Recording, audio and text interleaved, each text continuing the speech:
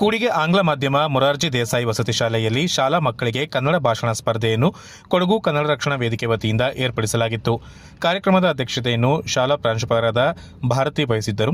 ಶಾಲೆಯ ಸ್ವಚ್ಛತಾ ಸಿಬ್ಬಂದಿಗಳಿಗೆ ಜಿಲ್ಲಾ ಮಹಿಳಾ ಅಧ್ಯಕ್ಷರಾದ ಜ್ಯೋತಿ ಕುದುಪಜ್ಜೆ, ಕುಶಾಲನಗರ ತಾಲೂಕು ಅಧ್ಯಕ್ಷರಾದ ಅಯ್ಯಣ್ಣ ಹಾಗೂ ಮಹಿಳಾ ಅಧ್ಯಕ್ಷರಾದ ರೂಪಾ ಹಾನಗಲ್ ಶಾಲು ಫಲ ಅರ್ಪಿಸಿ ಗೌರವಿಸಿ ಸನ್ಮಾನಿಸಿದರು. ಈ ಸಂದರ್ಭ ಮೊರಾರ್ಜಿ ದೇಸಾಯಿ ವಸತಿ ಶಾಲೆಯ ಪ್ರೌಢಶಾಲಾ ಮಕ್ಕಳಿಗೆ ವಿದ್ಯಾರ್ಥಿಗಳಿಗಾಗಿ ಕನ್ನಡಕ್ಕೆ ನಮ್ಮ ಸಂಕಲ್ಪ ಎಂಬ ವಿಷಯವಾಗಿ ಭಾಷಣ ಸ್ಪರ್ಧೆ ಏರ್ಪಡಿಸಲಾಗಿತ್ತು. ಭಾಷಣ ಸ್ಪರ್ಧೆಯಲ್ಲಿ ಕುಮಾರಿ ಪ್ರಕೃತಿ ಎಸ್ಪಿ ಪ್ರಥಮ ಸ್ಥಾನ, ದ್ವಿತೀಯ ಸ್ಥಾನವನ್ನು ಸಾನ್ವಿ ಪೂವಮ್ಮ ಹಾಗೂ ತೃತೀಯ ಸ್ಥಾನವನ್ನು ಜೀವಿತ ಪಡೆದುಕೊಂಡರು. ಭಾಷಣ ಸ್ಪರ್ಧೆಯಲ್ಲಿ ವಿಜೇತರಾದವರಿಗೆ ನೆನಪಿನ ಕಾಣಿಕೆ ಹಾಗೂ ಬಹುಮಾನವನ್ನು ವಿತರಿಸಲಾಯಿತು. 10 ವರ್ಷಗಳಿಂದ ನಿರಂತರವಾಗಿ ಶಾಲೆ ಮತ್ತು ಶಾಲಾ ಆವರಣವನ್ನು ಶುಚಿಯಾಗಿರಿಸಿ ಶಾಲಾ ಮಕ್ಕಳ ಆರೋಗ್ಯವನ್ನು ಕಾಪಾಡಿಕೊಂಡು ಬಂದ ಅಲ್ಲಿನ ಸ್ವಚ್ಛತಾ ಸಿಬ್ಬಂದಿಗಳಾದ ಸುಧಾ, ರಾಧಾ ಮತ್ತು ಶಿವಕುಮಾರ್ ಅವರಿಗೆ ಶಾಲು, ಪೇಟ ಹಾಗೂ ಫಲ ಅರ್ಪಿಸಿ ಅವರನ್ನು ಗೌರವಿಸಲಾಯಿತು.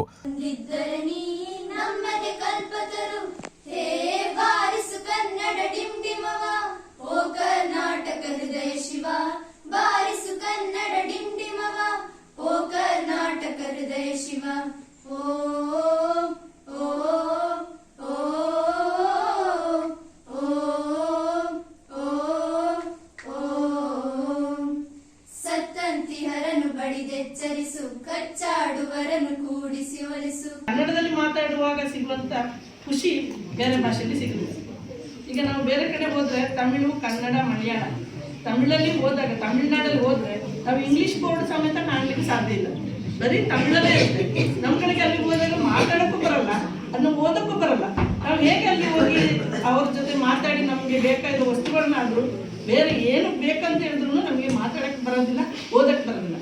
ಅದೇ ನಾವು ಕರ್ನಾಟಕದಲ್ಲಿ ಎಲ್ಲ ಭಾಷೆಯಲ್ಲಿ ನಾವು ತಾಲೂಕು ಘಟಕಗಳ ಸಮ್ಮೇಳನದಲ್ಲಿ ಒಂದು ಸಣ್ಣ ಕಾರ್ಯಕ್ರಮವನ್ನು ಹಮ್ಮಿಕೊಳ್ಬೇಕು.